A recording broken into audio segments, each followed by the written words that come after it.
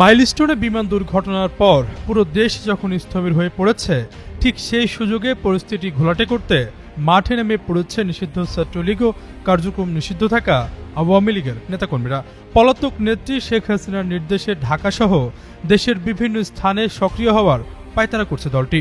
সবশেষ মাইলস্টোনে দুই উপদেষ্টা সরকারের পেশ সচিবকে অবরুদ্ধ করা এবং সচিবালয়ের গেট ভেঙে ভাঙচুর চালানোর ঘটনায় নিষিদ্ধ ছাত্রলীগের সম্পৃক্ততা পেয়েছে আইনশৃঙ্খলা রক্ষাকারী বাহিনী। যাকেই পাচ্ছে বাংলা ভাষায় কথা বলে দিচ্ছে বাংলাদেশি আর রোহিঙ্গা। কোত্থেকে এলো রোহিঙ্গা? রোহিঙ্গা তো মায়ানমার। ওরা বাংলাটা জানলো কোত্থেকে? ২৪-এর গণঅভ্যুত্থানে ক্ষমতাচ্যুত সাবেক প্রধানমন্ত্রী শেখ হাসিনা ও আওয়ামী লীগের অনেক প্রভাবশালী নেতা ভারতে আশ্রয় নিয়েছেন। এই বিষয়টি নিয়ে এবার বিস্ফোরক মন্তব্য করেছেন পশ্চিমবঙ্গের মুখ্যমন্ত্রী ও তৃণমূল নেত্রী মমতা বন্দ্যোপাধ্যায়। তার এই মন্তব্য দিল্লিতে রাজনৈতিক মহলে তীব্র প্রতিক্রিয়া সৃষ্টি করেছে। বাংলাদেশে সেই লাস্ট চ্যাপ্টার 1971 মার্চ, যখন ইন্দিরা মুজিব চুক্তি হয়েছিল, যারা রিফিউজিরা এসেছিল উদ্বাস্তু হয়ে সবকিছু হারিয়ে আমাদের দেশে ফিরে এসেছিল, তারা তো ইন্ডিয়ান সিটিজেন ভেরি মাচ। বাংলাদেশের ক্ষমতাচ্যুত আওয়ামী লীগের শীর্ষস্থানীয় নেতা ও সাবেক মন্ত্রীরা। ভারতীয় সংবাদ মাধ্যম হিন্দুস্তান টাইমসের এক প্রতিবেদনে বলা হয়, বাংলাদেশে গণহত্যা বিষয়ে কথা বলতে বুধবার দিল্লিতে এক সংবাদ সম্মেলনের আয়োজন করেছিল পালিয়ে যাওয়া আওয়ামী লীগের শীর্ষস্থানীয় নেতা ও সাবেক মন্ত্রীরা। তবে অনুষ্ঠানের ঠিক আগ মুহূর্তে তা স্থগিত করা হয়। সুপ্রিয় দর্শক শ্রোতা, ভয়ঙ্কর রূপে ফিরছে এবার আওয়ামী লীগ। ভয়ঙ্কর রূপ নিয়ে ফিরছে এবার খুনি মাফিয়া শেখ হাসিনা। যে শেখ হাসিনা বাংলাদেশকে ধ্বংস করে ভারতে পালিয়ে গিয়েও বাংলাদেশের ষড়যন্ত্র থেকে বিরত থাকেনি। একের পর এক ষড়যন্ত্র করছে বাংলাদেশ নিয়ে। এবার ভয়ঙ্কর রূপে ফিরবে হাসিনা, ধ্বংস করবে ডক্টর ইউনূসকে এবং বিএনপি ও এনসিপির পার্টির সমস্ত সদস্যকে। সুপ্রিয় দর্শক শ্রোতা, সবকিছু মিলিয়ে আজকের এই ভিডিওটি অত্যন্ত গুরুত্বপূর্ণ হতে যাচ্ছে। এদিকে ভারতের গোপন বৈঠক করতে চেয়েছিল সে মাফিয়া সরকার খুনি হাসিনার আর ভারতে পালিয়ে যাওয়া এমপি মন্ত্রীরা, কিন্তু বাংলাদেশকে কিভাবে ধ্বংস করা যায় সেই নিয়ে তাদের বৈঠক হওয়ার কথা ছিল, কিন্তু সেই বৈঠকটি করতে পারে নাই খুনি হাসিনা। সুপ্রিয় দর্শক শ্রোতা, এদিকে সেই মমতা ব্যানার্জি কিন্তু রীতিমতো নরেন্দ্র মোদীর উপরে ক্ষেপে গেছেন। কেন সেই বাংলাদেশের আওয়ামী লীগের এমপি মন্ত্রীদেরকে জায়গা দিয়েছে সেই নিয়ে কঠিন হুঙ্কার দিয়েছে এবার মমতা। সুপ্রিয় দর্শক শ্রোতা, সবকিছু মিলিয়ে আজকের এই ভিডিওটি অত্যন্ত গুরুত্বপূর্ণ হতে যাচ্ছে। এদিকে বিএনপি থেকে পদত্যাগ করে স্বরাষ্ট্রমন্ত্রী লুৎফুজ্জামান বাবর জামাতে যোগ দিয়েছে। এই কথাটি কতটুকু সত্য আজকের ভিডিওটি না দেখলে বুঝতে পারবেন না। সবকিছু মিলিয়ে আজকের এই ভিডিওটি অত্যন্ত গুরুত্বপূর্ণ হতে যাচ্ছে। কে কোন জেলা থেকে আজকে আমাদের এই ভিডিওটি দেখছেন অবশ্যই কমেন্টসের মাধ্যমে জানিয়ে দিন। দয়া করে আজকের এই ভিডিওটি আপনার সোশ্যাল মিডিয়াতে শেয়ার করে দিন। দেশ জুড়ে নজিরবিহীন তাণ্ডব চালানোর পরিকল্পনার কথোপকথন এরই মধ্যে সামাজিক যোগাযোগ মাধ্যমে ছড়িয়ে পড়েছে, যাতে দেখা যায় ছাত্রদের সাথে মিশে গিয়ে দুর্বার আন্দোলনের নির্দেশ দিচ্ছেন পলাতক নেতারা। চলমান এই পরিস্থিতি নিয়ে আইজিপি বাহারুল আলম যুগান্তরকে বলেন, আওয়ামী লীগের অপশক্তি এবং নিষিদ্ধ ছাত্রলীগের বিরুদ্ধে আমাদের সাঁড়াশি অভিযান চলমান রয়েছে। সম্প্রতিকালে মাইলস্টোন এবং সচিবালয়ের ঘটনায় আমরা ছাত্রলীগের 5 জনকে এরই মধ্যে গ্রেপ্তার করেছি। এছাড়াও শিক্ষার্থীদের আন্দোলনের সময় মঙ্গলবার সচিবালয়ে যিনি শেখ হাসিনাকে ফিরিয়ে আনার স্লোগান দিয়েছিলেন তাকেও গ্রেপ্তার করেছি। আগামী জাতীয় সংসদ নির্বাচনকে কেন্দ্র করে পরিস্থিতি ঘোলাটে করতে শেখ হাসিনা নিজেই নিয়মিত অডিও বার্তা দিচ্ছেন। দিল্লিতে বসে হরতাল, অবরোধ, বিক্ষোভ মিছিলের মতো কর্মসূচি ঘোষণা করছেন।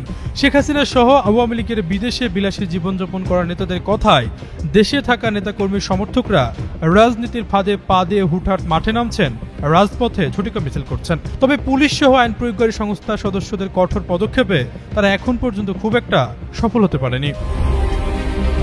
এর আগে টুঙ্গিপাড়ায় কবর ভাঙা হবে এমন অপপ্রচার চালিয়ে গোপালগঞ্জের সাধারণ মানুষকে উস্কে দিয়ে সহিংসতা ঘটিয়েছে দলটি। এছাড়াও গণ অভ্যুত্থানের পক্ষে শক্তি বলে বিবেচিত বড় রাজনৈতিক দলগুলোর মধ্যে কয়েকদিন ধরে যে অনৈক্য তৈরি হয়েছে এই সুযোগটিকেও নিজেদের মোক্ষম অস্ত্র হিসাবে কাজে লাগাচ্ছে কার্যত নিষিদ্ধ দলটি। আশরাফুল ইসলাম, যুগান্তর নিউজ। তা স্থগিত করা হয়। Bangladesh human rights watch BHRW নামে একটি অজানা ও বিতর্কিত সংগঠনের ব্যানারে দিল্লিতে স্থানীয় সময় বিকেল 5:30টায় সংবাদ সম্মেলন অনুষ্ঠিত হওয়ার কথা ছিল। আয়োজকদের দাবি অনুযায়ী এতে গোপালগঞ্জের সাম্প্রতিক সহিংসতা নিয়ে বক্তব্য দেওয়ার কথা ছিল আওয়ামী লীগের শীর্ষস্থানীয় সাবেক নেতা ও মন্ত্রী ওবায়দুল কাদের, আসাদুজ্জামান খান কামাল, হাসান মাহমুদ ও মুহিবুল হাসান চৌধুরী নওফেলের।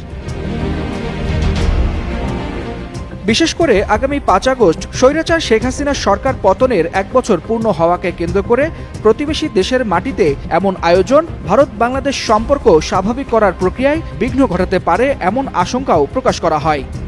তারা তো ইন্ডিয়ান সিটিজেন ভেরি মাচ। বৃহস্পতিবার নিউ টাউনে একটি সরকারি অনুষ্ঠানে মমতা মোদী সরকারের বিরুদ্ধে ক্ষোভ প্রকাশ করেন। সেখানেই তিনি শেখ হাসিনা সহ আওয়ামী লীগ নেতাদের ভারতে আশ্রয় দেওয়ার প্রসঙ্গটি টেনে আনেন। ওয়ালটন এখন দেশের সীমানা পেরিয়ে পৌঁছে গিয়েছে 50টিরও বেশি দেশে। ওয়ালটন, ঘরে ঘরে বিশ্বজুড়ে। বক্তব্যে শেখ হাসিনার নাম সরাসরি উল্লেখ না করলেও মমতা ইঙ্গিত দিয়ে বলেন, ভারত সরকার আমাদের কিছু অতিথিকে আশ্রয় দিয়েছে। আমি কি এতে বাধা দিয়েছি? কারণ এর পিছনে রাজনৈতিক কারণ আছে। ভারত সরকারের নিজস্ব অন্য কারণ আছে। প্রতিবেশী একটি দেশ বিপদে পড়েছে, কই আমরা তো কখনো কিছু বলি না। তাহলে আপনারা কেন বলবেন? বাংলায় কথা বললেই সে বাংলাদেশি হয়ে গেল? মমতা এই মন্তব্যটি করেছেন মূলত ওড়িশা সহ ভারতের বিভিন্ন রাজ্যে বাংলাভাষীদের বাংলাদেশি ট্যাগ দিয়ে হয়রানির প্রতিবাদে। তিনি প্রশ্ন তোলেন, একটি বিজ্ঞপ্তি জারি করে বলা হচ্ছে বাংলা ভাষায় কথা বললেই নাকি তাদের ডিপোর্ট করে দিতে হবে। কেন? ওরা কি জানে না যে বাংলা ভাষায় কথা বলা মানুষের সংখ্যা সারা এশিয়ায় দ্বিতীয় এবং সারা বিশ্বে পঞ্চম? মমতা আরো বলেন, ভারতের যে কোনো নাগরিক দেশের যে কোনো প্রান্তে যেতে পারেন, কিন্তু দুঃখজনকভাবে বিভিন্ন রাজ্যে বাংলায় কথা বললেই তাদের বাংলাদেশি বলে চিহ্নিত করা হচ্ছে। শুধু বাংলাদেশি নয়, অন্যান্য রাজ্যে বাংলাভাষীদের রোহিঙ্গা বলেও চিহ্নিত করার চেষ্টা হচ্ছে বলে তিনি উল্লেখ করেন। মমতা বলেন, যাকেই পাচ্ছে বাংলা ভাষায় কথা বললেই তাকে বাংলাদেশি আর রোহিঙ্গা বলে দিচ্ছে। শিরোনাম এবার বিস্তারিত। বাংলাদেশের রাজনীতিতে আবারও বড়সড় বিস্ফোরণ। সাবেক স্বরাষ্ট্র প্রতিমন্ত্রী বিএনপি সাবেক হেভিয়েট নেতা লুৎফুজ্জামান বাবর আজ আনুষ্ঠানিকভাবে বাংলাদেশ জামাত ইসলামীতে যোগ দিয়েছেন। আর এই ঐতিহাসিক মুহূর্তে তাকে ফুলেল শুভেচ্ছা দিয়ে বরণ করে নিয়েছেন জামায়াতের বর্তমান আমির শফিকুর রহমান। এই ঘটনায় রাজনৈতিক অঙ্গনে বইছে আলোড়ন, হতবাক পুরনো সহকর্মীরাও। দীর্ঘ সময় বিএনপির রাজনীতিতে থেকেও হঠাৎ করে এমন রেডিক্যাল সিদ্ধান্ত বাবরের রাজনৈতিক অবস্থান ও ভবিষ্যৎ পরিকল্পনা নিয়ে নানা প্রশ্নের জন্ম দিয়েছে। মিরপুরে জামাত ইসলামীর কেন্দ্রীয় কার্যালয়ে আয়োজিত এক বিশেষ অনুষ্ঠানের মধ্য দিয়ে আনুষ্ঠানিকভাবে দলে যোগ দেন লুৎফুজ্জামান বাবর। সেখানে উপস্থিত ছিলেন জামাতের কেন্দ্রীয় মজলিসে শুরা সদস্যরা, রাজনৈতিক উপদেষ্টাবৃন্দ এবং সারা দেশ থেকে আগত কয়েকশত নেতাকর্মী। জামাতের আমির শফিকুর রহমান নিজ হাতে লাল সাদা গোলাপে তৈরি একটি মালা পরিয়ে দেন বাবরের গলায়। মঞ্চ জুড়ে তখন বাবর ভাই এগিয়ে চলো, আমরা তোমার সাথে আছি ধ্বনিতে প্রকম্পিত হচ্ছিল গোটা হলরুম। লুৎফুজ্জামান বাবর বলেন, আমি আজ দীর্ঘ 25 বছরের রাজনৈতিক অভিজ্ঞতার পর উপলব্ধি করেছি এই দেশের প্রকৃত ইসলামপন্থীদের প্ল্যাটফর্ম হচ্ছে বাংলাদেশ জামাত ইসলামী। বিএনপি এখন আর সেই আদর্শিক সংগঠন নেই যেখানে আমরা রাজনীতি শুরু করেছিলাম। দুর্নীতিগ্রস্ত নেতৃত্ব, আদর্শহীন দিশাহীনতা আমাকে মর্মাহত করেছে। তিনি বলেন, জামাতের বর্তমান সংগ্রাম, নেতৃত্ব ও আদর্শিক ধারা আমাকে আকৃষ্ট করেছে। আমি প্রতিজ্ঞা করছি আমার জীবনের শেষ দিন পর্যন্ত এই ইসলামী আন্দোলনের অংশ হয়ে থাকব। আমরা লুৎফুজ্জামান বাবরের মতো একজন যোগ্য, সাহসী ও অভিজ্ঞ নেতাকে পেয়ে গর্বিত। আর এই যোগদানের মাধ্যমে আমাদের আন্দোলন আরো বেগবান হবে। ইনশাল্লাহ আমরা শিগগিরই এই অবৈধ সরকার পতনের জন্য চূড়ান্ত আন্দোলনে যাব। রাজনৈতিক বিশ্লেষকরা বলছেন, বিএনপির ভিতরে দীর্ঘদিন ধরেই বিভাজন ও অন্তঃকলহ চলছিল। তারেক রহমানের একক কর্তৃত্ব, সিনিয়র নেতাদের অবমূল্যায়ন ও আদর্শহীন রাজনৈতিক চর্চা অনেককে অসন্তুষ্ট করেছে। বাবরের এই পদত্যাগ সেই অসন্তোষের বহিঃপ্রকাশ বলেই মনে করছেন তারা। একজন রাজনৈতিক গবেষক বলেন, বাবরের যোগদানে জামাত শুধু একজন অভিজ্ঞ নেতাকেই পেল না, বরং তারা পেল মাঠ পর্যায়ে সংগঠক, একসময় স্বরাষ্ট্র মন্ত্রণালয়ে অভিজ্ঞ প্রশাসক, যিনি নিরাপত্তা, গোয়েন্দা ও কৌশলগত রাজনীতিতে পারদর্শী। অপরদিকে বিএনপির পক্ষ থেকে এখনো আনুষ্ঠানিক কোনো প্রতিক্রিয়া না এলেও গুলশানে ঘনিষ্ঠ সূত্র জানিয়েছে, তারেক রহমান ব্যক্তিগতভাবে এই ঘটনায় অপ্রত্যাশিত ও হতাশাজনক প্রতিক্রিয়া জানিয়েছেন। দলের ভিতরে এ নিয়ে আলোচনা শুরু হয়ে গেছে যে আরও কিছু সিনিয়র নেতা হয়তো জামাত বা নতুন রাজনৈতিক প্ল্যাটফর্মে যেতে পারেন। এই ঘটনাকে কেন্দ্র করে গোয়েন্দা সংস্থাগুলো নড়েচড়ে বসেছে। বাবরের অতীত স্বরাষ্ট্র প্রতিমন্ত্রীর দায়িত্ব পালন এবং পরবর্তীকালে একাধিক মামলায় দণ্ডিত হওয়া সবকিছু মিলিয়ে তার বর্তমান পদক্ষেপকে রাষ্ট্রীয় নিরাপত্তার দৃষ্টিকোণ থেকেও বিশ্লেষণ করা হচ্ছে। এই খবর ছড়িয়ে পড়ার পরপরই সামাজিক যোগাযোগ মাধ্যমে শুরু হয় তুমুল বিতর্ক। কেউ বলছেন পুরনো পাপ মোচনের নতুন আয়োজন, আবার কেউ বলছেন বাবরের যোগদান জামাতের জন্য গেম চেঞ্জার। বাংলাদেশের রাজনীতির ময়দান এখন উত্তাল, পরিবর্তনের আভাস স্পষ্ট। একদিকে বিএনপি হারাচ্ছে সিনিয়র নেতাদের আস্থা, অন্যদিকে জামাত ধীরে ধীরে নিজেদের সংগঠনকে পুনরুজ্জীবিত করছে নতুন করে।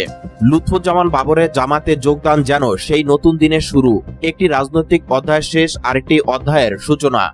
এখন দেখার বিষয় এই পালাবদলে দেশের ভবিষ্যৎ রাজনীতির গতি প্রকৃতি ঠিক কোন দিকে মোড় নেয়।